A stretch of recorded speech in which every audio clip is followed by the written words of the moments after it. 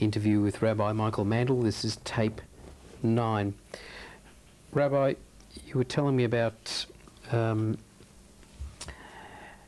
you were trying to decide whether to get rid of your papers and go over to the Russian side or not. What did you do? I decided to chance it because there was in any case nowhere to go. I could not be in no man's land forever. I could be there for an hour, half an hour or something like that. But I didn't dare to go back to that air raid shelter. I could have gone back, but I didn't dare to after what I heard who they were. They were hooligans and real cruel. They were the scum of the earth, really. Some of them, not all of them. Some of them, the one who owned the building was a very, the lady of the house was a very nice person, a very caring person, as a human being. I don't know her political views, we never discussed anything, she just gave me some food to eat and we went back to the air raid shelter, but then I heard the horrible stories. Maybe they were even exaggerated, because they liked to boast, of course, macho and all that. But I decided to chance it, and you see, there was, the main road was called Budakeszi út. The crossroad, I was on this side, which was German, still was under German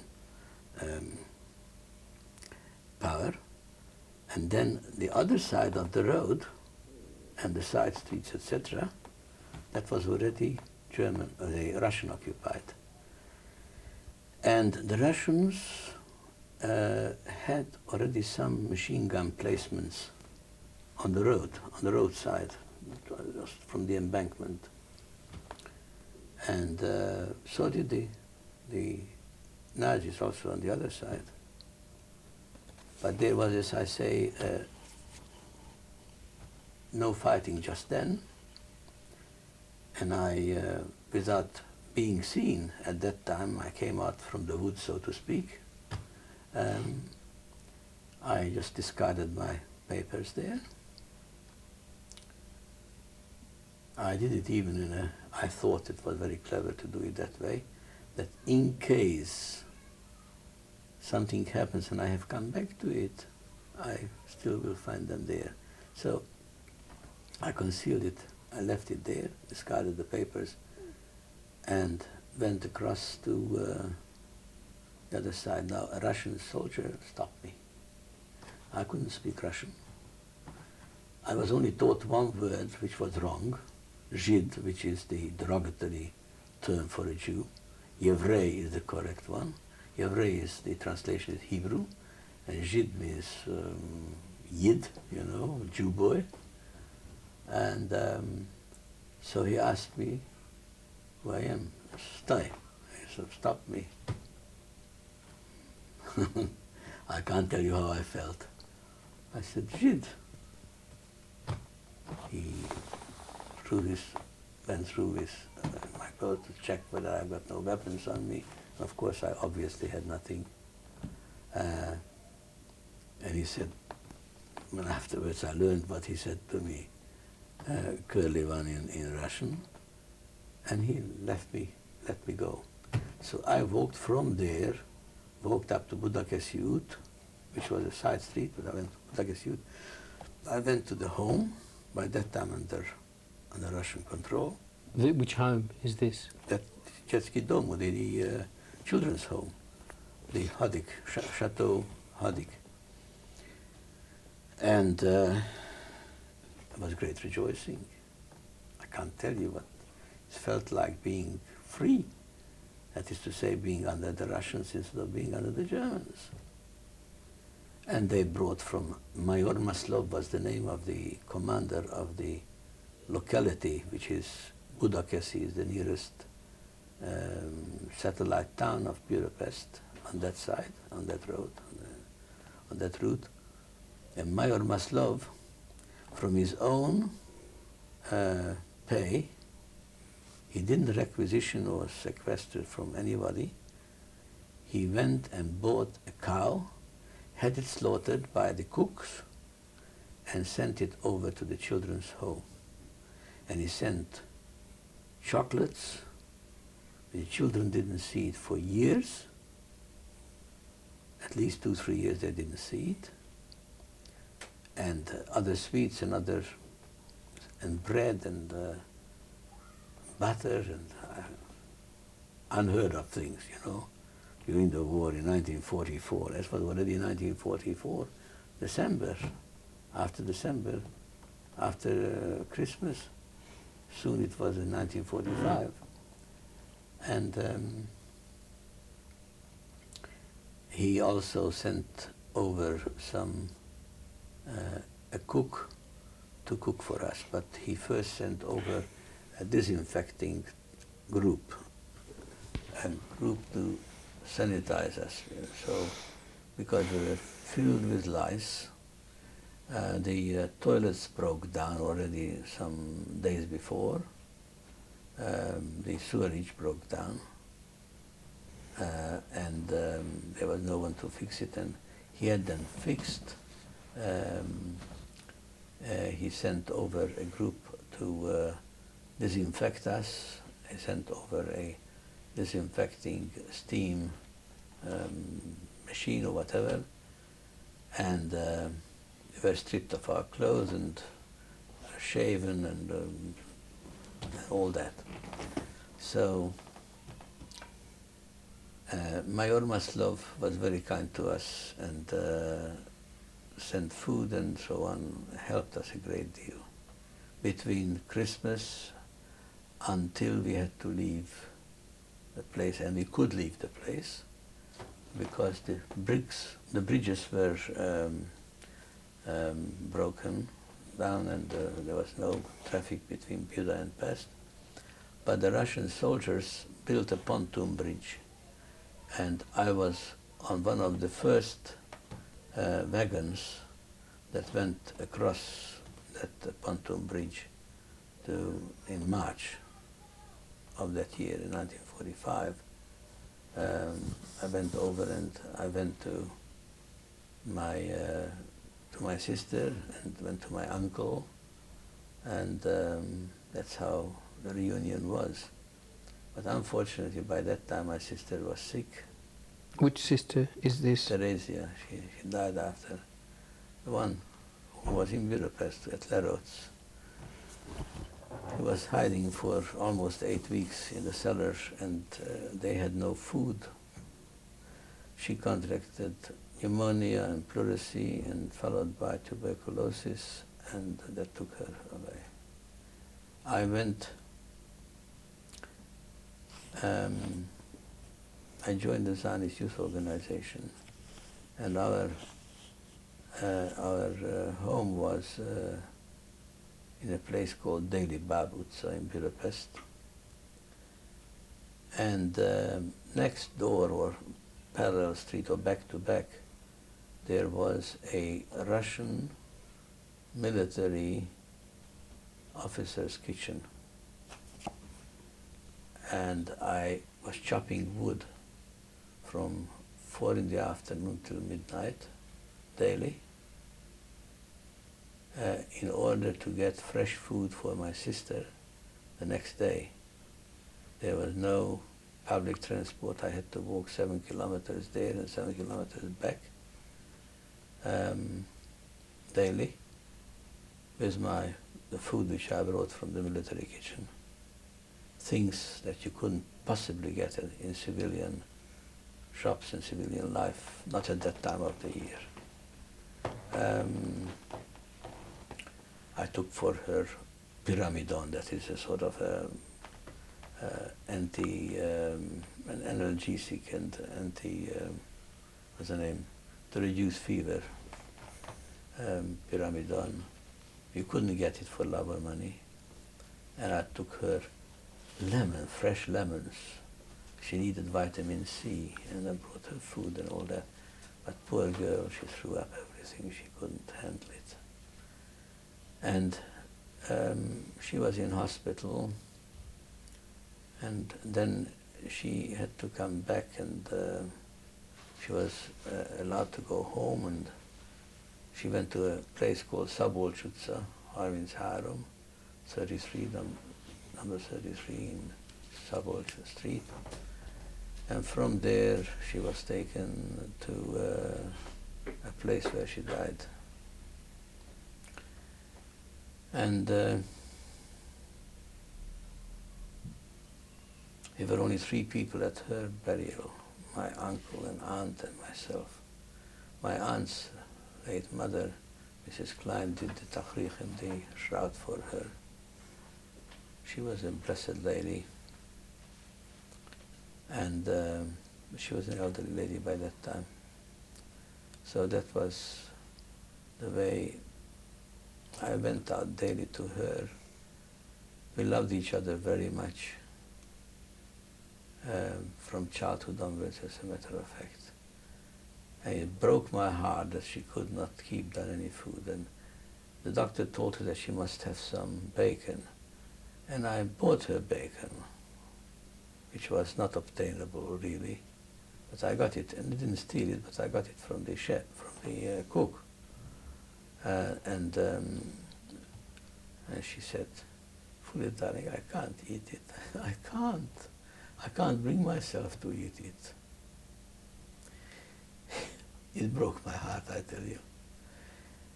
And she needed the food, and I even arranged for her to be taken to the Austrian Alps.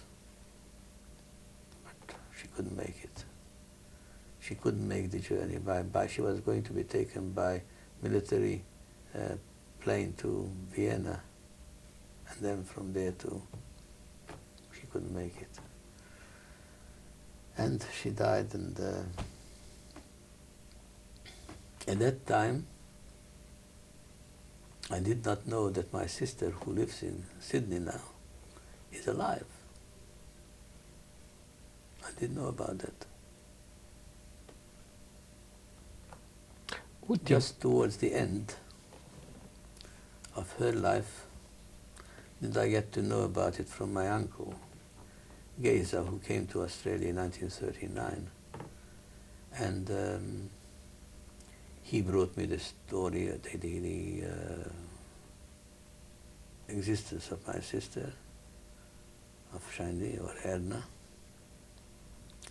He was looking in England. He went over for a business trip by seaplane, how they call it, the flying boats. Took him 4 days to get to London. And he was looking at the Jewish Chronicle and the Welfare Board's list of survivors, and found the name of my sister there. I wasn't very sure because she was known at home as Shindi and Erna, and not as Ernestina, with the Romanian variety of that name is Ernestina.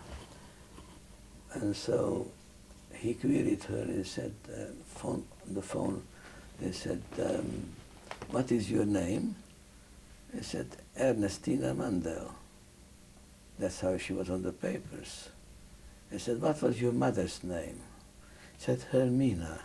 He says, "All right, then you are my niece, and I want you to come to Australia, and I'll send you a landing permit, and I want you to know that your brother is alive." So he let me know through my uncle in Yenö, who was alive at that time, but by now neither of them are alive. And that's how he arranged, Yenö Bácsi arranged through one of his people in his pay, who served in the First World War and attained the rank of captain, a Jew, very assimilated man, but Mr. Chillog, which his name was Stern, which means star. He was a great, he established the Sydney,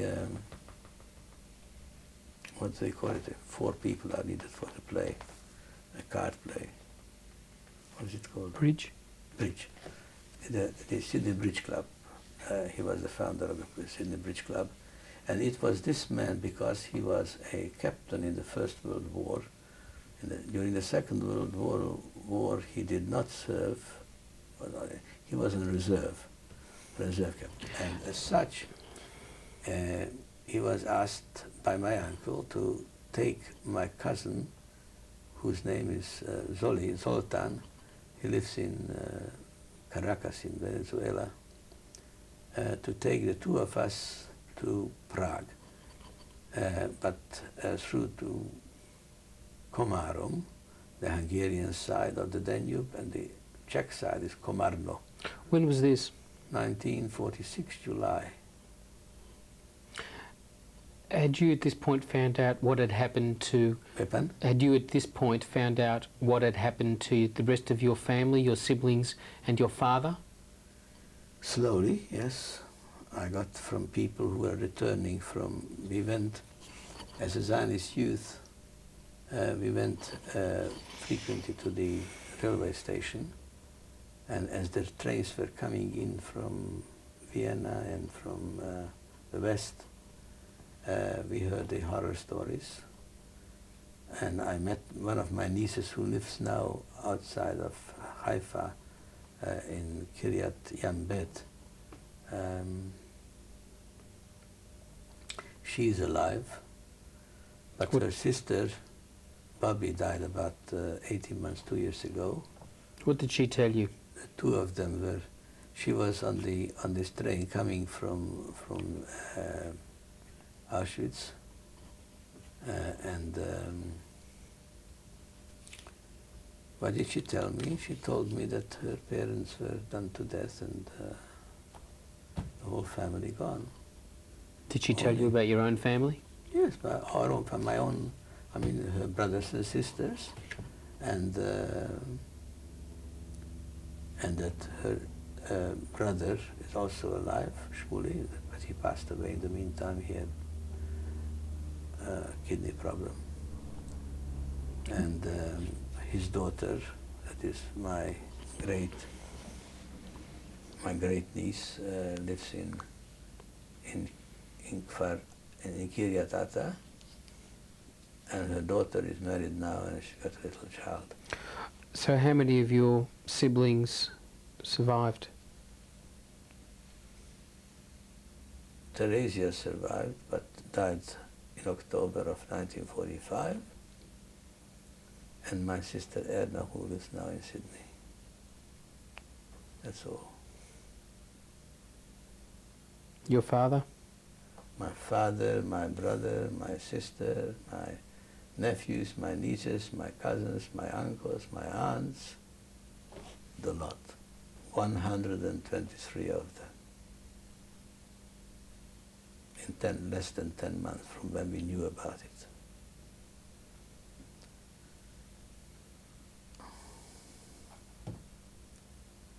What they did to my brother and sister-in-law, they got married in 43. I wasn't there. I was already up in Budapest.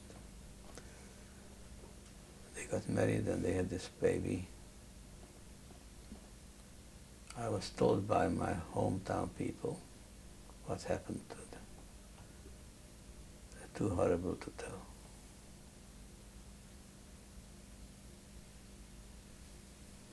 How could they do it? She was from a place called Warscholz, which is a few kilometers from my hometown, a small locality. It was really 2 or 3 families, and they wanted to have a minyan on Shabbos. So from a neighboring village where there was a yeshiva, a couple of Bochurim were invited to come and walk over on Shabbos, have their meal there and so on. And they went back and they were being paid for it some small consideration. And she was from the Lieberman family. She has, if I'm not mistaken, one sole surviving sister, Irene. She lives in Haifa, or she lived in Haifa.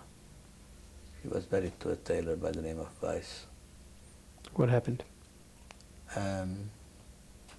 She survived, and at that time still another brother survived, but he died in the meantime. Anyway, my brother married her in '43. They had this baby, and they've taken my sister-in-law, tied her to a tree, and 14 SS men raped her in front of my brother, cut off her breast, took first the child from her arms, and tore his little limbs. They gouged out my brother's eyes, and then they were assigned to a gas chamber. I never told my sister, and I never will till as long as I live. I couldn't bear to tell her this. She was in that camp, but she did not see it, and she was not aware of it. Which camp was this? Auschwitz.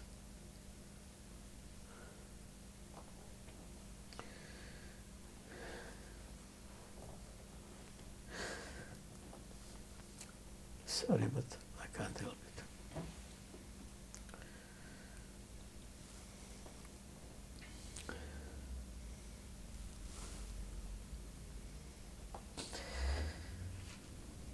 Don't even know the name of the child. Anything.